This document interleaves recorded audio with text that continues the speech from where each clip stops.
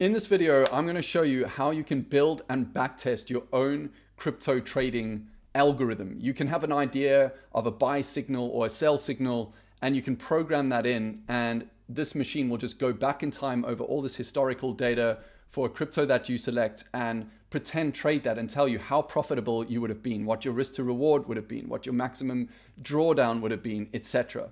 And that's something I'm actually going to do live with you right now in this tutorial. But just to put some context around this, what we're saying here is that you can come up with your own strategy, and you might have a number of different ideas and hypotheses you want to test.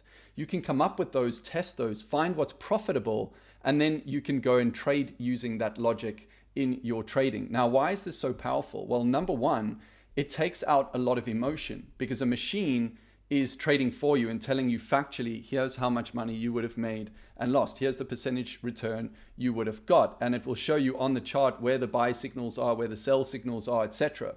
So, we have optimism bias. When we look at chart patterns, etc., and go, oh, this strategy looks like it works. Really, it doesn't, because you're looking for it to work because you want to make money.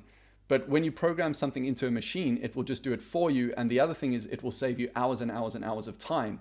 And the better you get at this, the faster you get at being able to come up with an idea, put it into some code. And by the way, you need no programming knowledge for this tutorial. I'm going to show you everything paint by numbers from scratch. I'm going to explain each section to you just in this one video. So you're going to get a good understanding of the basics just from this video that you can build on top of. But just with that knowledge, you can then test a lot of different strategies, find the ones that are working for you. And why is that important? Well, if you think about all the bots that are out there that you can buy, well, everyone has access to those bots, and trading is a zero-sum game. Why not come up with your own ideas, implement them and test them? And as I spoke about in the last video about the book Millionaire Traders, that's exactly what somebody did in the foreign exchange market, in the stock market, that really inspired me to learn this stuff. So it's super cool. You're going to see how easy it is to do. So let's jump into it. So the first thing we want to do is go to sandbox.crix.io. So we covered this in the previous video, and it's absolutely free to use right now. I don't know how long it'll be free for, but it's free right now.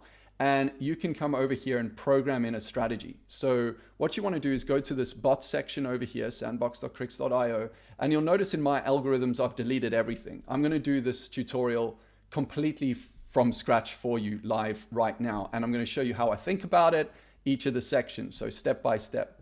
So you can also see there's some pre-made algorithms. So whenever you're thinking about using RSI or MACD, you can actually go back here and look at the code they're using and make sense of it and deploy that in your own strategy. So that's actually really useful that these guys have put all of this pre-existing code here, because it's going to show you exactly what you need to use in order to build a fuller strategy. But here we're just going to use a real basic strategy because, understanding the fundamentals is what's important, because then you can build any house you want.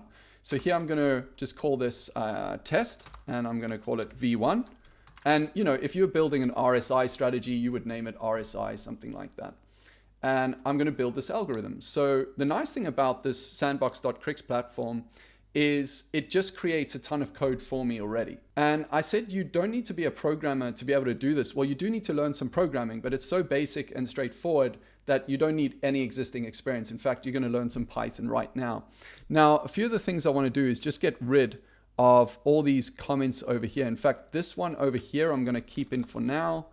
And I'm going to just put a little hashtag back in there. Now, hashtag over here just means to comment something out. It means that when the program runs, it won't read this item here in gray. So for example, if I want to put a note to myself, note to self, happy birthday, even though it's not my birthday, whatever. You can put pink elephants and orange monkeys in there.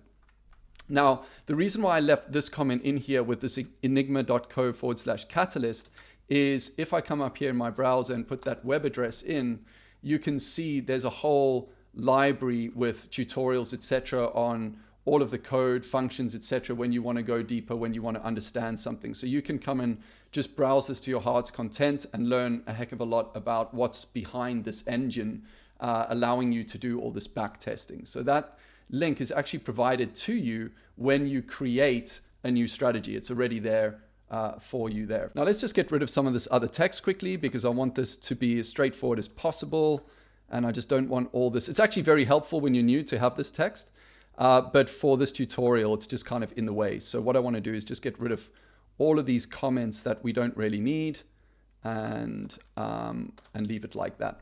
So these are the main sections that we're going to work with over here. First, we have this import section. And really what this is doing is this is giving us access to Python libraries and frameworks where we don't have to do a lot of coding because all the coding is kind of pre-done for us. And you can just leave this section as it is. It's put here for you. You don't need to really understand it right now. You don't really need to do anything with it right now. You can just leave it as it is. You don't need to touch it. And then down here, we have some criteria around what we actually want to go and backtest and where that's coming from. What data do we want to use? Well, we want to use data from the CRIX platform, which is where we are now. So sandbox.crix.io. So we just leave that as it is. The coin here we're going to trade with is Ethereum to Bitcoin. So that we'll just leave it like it is for now. And our capital base is to Bitcoin. So quote currency is to Bitcoin, just like we set up here. Symbol name is to Bitcoin, quote currency Bitcoin. Our capital base is how much Bitcoin do we want to trade with. So this is 1 Bitcoin. I could make it 10, I could make it 1,000, I can make it 1, I can make it 0.5, whatever. We're just going to stick with 1. Down here, this is the trading frequency. So what data do we need? Do we need minute by minute data or do we need daily data? So are you wanting to trade based on a daily time frame or an intraday time frame? Well, I'm quite happy with daily for this tutorial. And then in terms of the dates, you can select the range of data that you want. So how much data, i.e. looking at this chart, this is a good example. How much data do I need? Am I just looking for this time period over here or am I looking for like a year's worth of data? Well, I'm just going to take, I don't know, December 2018 to, we'll take it to January the 30th, 2019. So just some small set of data for the purpose of this tutorial. Now to define the asset we want to trade once more, we actually need to put that in this initialize section that's created for us. So context.asset equals symbol name. Now this is kind of interesting because what does that mean? How does it know what symbol we're trading? Well, if we go up here, we can actually see the symbol name we defined as Ethereum to Bitcoin. And you can really define anything. I can put in here pink elephants if I want to, equals, Ethereum to Bitcoin. And then I can put, if I wanted to, pink elephants down here in this section, and it will still give me the same result. So that's all that's doing. Anyway, symbol name is far more intuitive than pink elephants, so we'll leave that as it is. And this is where we've defined our asset that we want to trade. Now, that's all the straightforward part. Now it gets to us actually putting in the logic we want to program. So we go to this handle data section. So let me explain what's going on with this handle data. If we go back to our chart over here, for every bar, for every price point that we're iterating through over here, there is some logic that we want to run, i.e. what is the price now? What is it versus before? Where's RSI, etc., etc.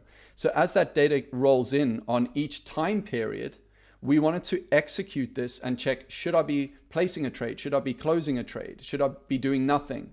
That's essentially what we're trying to program in over here. So here's where we're going to tell it to look at the data. Here's where we're going to tell it to look at some indicators if we want them, or price action, etc. And for this tutorial, we'll just focus on price action because the information on indicators, etc. I'll cover in other videos. We just want to cover the fundamentals here.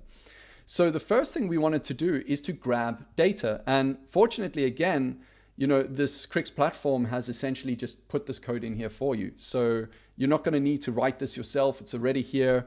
And it's saying, okay, get me some historical data. And when you do that, what does that equal? Well, that equals this data.history. Now you can see that data is passed here into the section. So you don't need to tell it where to get the data from. It's actually built into the platform and it's passed in here. You can see the context is also passed in here. And we already know what the context asset is. It's Ethereum to Bitcoin. So this is saying, okay, so let's get some historical data. We need the context.asset, which we know is Ethereum to Bitcoin because we've labeled it up here and that's been passed through. The bar count is how many bars worth of data do you want at any point in time? Do I want to look at, 3 bars worth of data, 2 bars worth of data, 1, 7? In fact, over here, we will look at a week's worth of data. So we'll look at 7 bars at every point in time. So every point in time, it's going to grab us the last 7 bars of data. And then we want price, open, high, low, close, volume. So these are all the fields we want. We're actually just going to be working with close, and I'm going to show you how we reference that in a second. So I'm just going to build a strategy that's just looking at the close price and what that's doing, and based on that to trade based off of that information. And then the frequency is 1 day. So these are 1 day time frame pieces of data that we want to pull in. Perfect. It's all done for us. But now we're going to go and do some coding ourselves. So let's just talk about the actual strategy that we want to deploy here. You know, I'm thinking that what we'll do is we'll look at, okay, what was the price change over the last week? And if it was positive, we'll just put in a buy order. If it was negative, we'll close out the buy order or do nothing. So we'll just do something really, really basic like that, so you can see how we put those conditions in here to tell it whether or not to buy and sell. And we'll do it off of something really straightforward, which is just the price that we have available here, which is the close price. Now, one of the things I want to do very quickly though, is I just want to go print, and I'm going to explain what this does in a minute. You don't have to do this, by the way, but printing historical data, which is this pandas data frame over here. So you'll see we imported pandas over here. You don't need to know what it does, but it's essentially supporting this data frame. When we do that and we run the algorithm down here in this log section, we will actually see that data frame. So I'm just going to print it out to show you what the data looks like and how it's referencing that. So you don't have to do that, but I like to do that. So now we want to go and put in our strategy. Now let's think about our strategy. Our strategy is, okay, if price has gone up over the last 7 days, then go long. If it's gone down, then close your position or do nothing. That's what we want to do. So in order to do that, we need to know what was the price change over the last 7 days. So that's the first thing I'm going to go and code in now. And the way that we can reference that is we just go historical data and we reference the close price. So we put that in the square brackets, so the close price. And then over here, I just want to segue very quickly into talking about Python arrays, because when we get this data frame, it's actually going to look something like this, what I have open in front of me here in Excel. So when we get this data through, we want to tell it to find the close price, and we want the current close price. Here I've called it latest, but we can also think of it as current. I want the current close price, and I want to compare it to the earliest close price. Now, these are not Ethereum to Bitcoin prices here. This is just random data plugged into Excel. Now, when you look at this, there are 7 rows of data. If I count them, we go up to the number 7 because we're starting with 0. And this is really, really important. This is where most people trip up and can't understand why their program isn't working. When working with Python and you're going through an array like this, so the close price is here over the last 7 days, this is what we call an array. It needs to be referenced based on the index that Python uses. So Python uses for the first row of data 0. Looks at that as 0. And then the 7th would be the number 6. Now there's a cool little trick we can do. If we want to reference this number 6, this latest close price, we don't actually have to count the data. We can put -1. So we can tell Python to jump back 1 step. And when it does that, it jumps to the end of the data here. So it goes from here all the way down to here because it's jumping back through this, almost think of it like an infinite loop, right? So that's how we can reference the latest price, is just -1. If we want the earliest price, we just need to put 0. So I could use the number 6 here as well, but I'm just going to put -1, or we can use 0 if we're referencing the earliest, the first data point. So with that explained, if you've got any questions, you can always ask. I'm just going to put in here -1. So we've got historical data, close -1. Now, what is historical data, close -1? Well, we said that that needs to be the latest price, which we're going to call the current price, current close. And our current close is equal to the historical data close price -1. So now that we know our current close price, let's get our starting close price, which is going to be equal to historical data. And again, it's going to be the close price. And we're going to put in here 0. And so when we do that, now we have the first data point. So going back over here to Excel, we have the first data point here. That's the 0. So now all I need to do is take the difference between the two, and I know what my net change is. So I'm going to do that over here. So I'm going to go net change. And I could call that pink elephants if I wanted to, but net change, again, it makes more sense. Net change is equal to, and I'm going to put this in brackets, the current close minus the starting close. And I don't need to do this as a percent, but I will anyway. I'll just put it divided by starting close. And that'll give me a percentage. So that's my net change. Now, when we run this strategy, we actually are going to see a chart appear on the right, which is very handy. It's going to tell us our profit and loss and how that grows or shrinks. It's going to show us the chart, but I can also get it to plot other information as well. And I'm going to do that because I wanted to plot this net change so that I can actually see the net change on the chart referenced against the buy signals and the sell signals just from a visual perspective. So I'm going to put in here plot and context, because that's what I need to pass in, is the context of this asset, etc. And we're going to label the chart net change, because that's what we're putting in. And that's going to be equal to, well, the net change, because that's essentially what we've just defined over here. So it's going to be labeled net change, and it will give us the number of the net change that we calculated here on that chart. So how cool is that? So we've calculated our net change, but now we need to know how to place an order. So let's say it actually meets our criteria, and I'm going to build that in for you in a second. We'll do how to know if it's met the criteria, etc. in a second. But how do we actually place an order? Well, to place an order, you just do something as simple as order target %. And if you wondered where this came from, number one, you can look at the pre-existing strategies here on the platform. And you can also go back to what I showed you earlier with this library here on the enigma.co/catalyst. So what we want to do is go order target %, and then we want to pass in here context.asset. And this is pretty cool. I can tell it whether I want to use all of my capital or some of my capital, whatever. We're going to use 75% of a capital. So I'll just put in 0.75 or 0.75, whatever you prefer. And that will tell me to buy Ethereum to Bitcoin. Now, if we ran this, what will happen is it'll try and buy Ethereum to Bitcoin on every time iteration of data, which is not what we want. What we wanted to do is only buy if, number one, we don't already own some, and close out our position if we do own some and prices moved against us. So that's what we want to tell it to do. Now, the way that we go and do that is we put in what's called an if statement. And this is very, very useful. You're going to use this all the time, and you're learning some Python over here, which is really cool.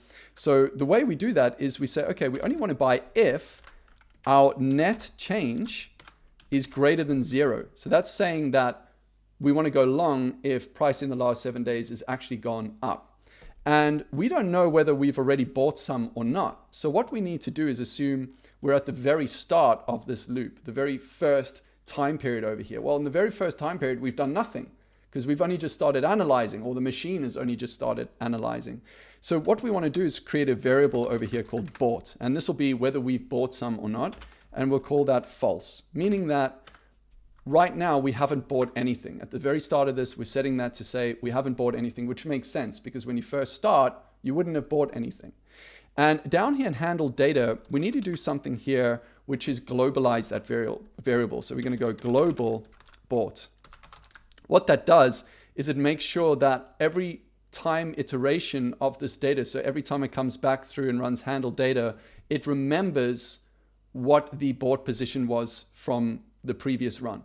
So it's going to remember that variable until we change it, which is why we put in this global piece over here. If that didn't make too much sense, don't worry about it. Just go with it for now. So here we have, if the net change is greater than 0, and we want to make sure, or sorry, I should say, and we want to make sure that we have not bought any of this, then we want to go and place an order to buy. So this is how it looks. So we put if the net change is greater than 0 and we've not bought any of this crypto, colon, then with an indentation, and the indentation tells the code that this part of the code is part of this if statement. So that's how it knows it's do this if that. This is the do this piece, and it knows to do that with the indentation. So if the net change is greater than 0 and we've not bought, then go and buy 75% of this crypto. That's our logic baked in right there. Now, once you've done that, then bought needs to be equal to true because we've just bought some. So that takes care of buying the crypto. And so down here, I'm just going to put a comment, buying some coin. We're just going to say buying some coin. And down here, what we need to now do is take care of selling some coin. And I want you just to think for a second as I'm putting in this comment, how you would change your if statement over here. So we're just going to comment all of this. We're going to copy all of this from buying the coin and paste it down here and selling the coin. And we're going to change some things. So thinking about it, what would we do to close out our position?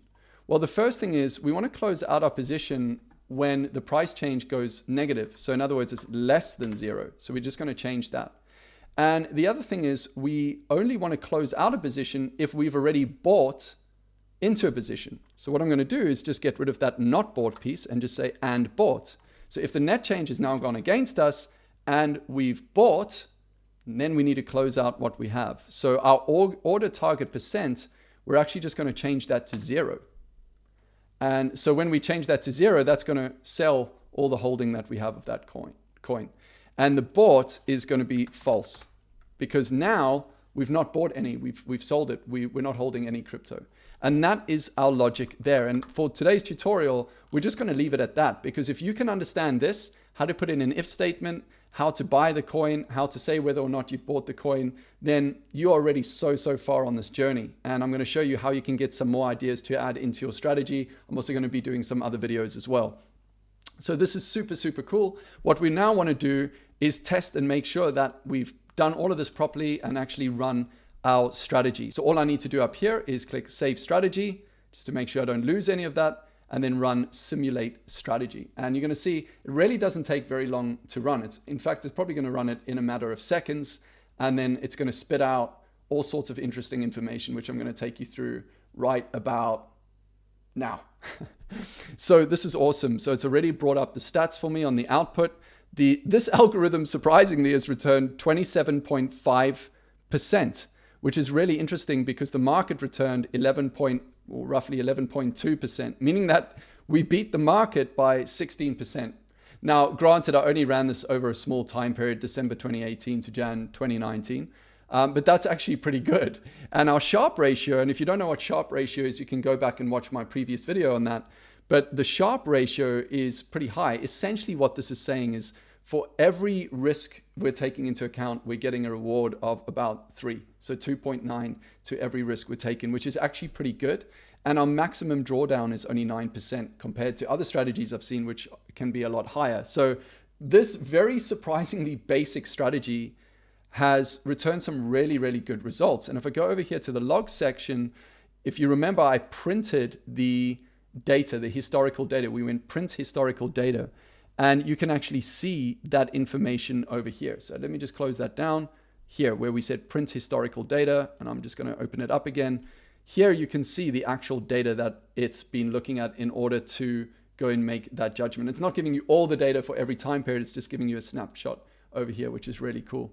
And our output again shows us the stats, the return we would have got, the Sharpe ratio, the max drawdown, etc., which is really cool. But what I want to turn your attention to now is the chart section. So here we can see the return of the strategy. So the green line's going up, which is a good thing because it's showing us how much profit or loss we would have made. And here we have the actual chart itself. And I can see green circles and red circles. Green circles mean bought, red circles mean sold, and that actually shows me on the chart where I would have bought and sold. And so you can run this over a much longer data frame or data time period, and you'll see more greens and more reds depending on what you programmed in. And remember, we were looking at 7 days worth of data at any point in time to calculate the price change. So when I look down here at this brown bar over here, you can see it says net change. It says net change over here. And why does it say that? Well, because we told it to say net change, and the value it's putting is the net change that it calculated. So it's actually telling us here we went above 0, and that's why it placed this green bar.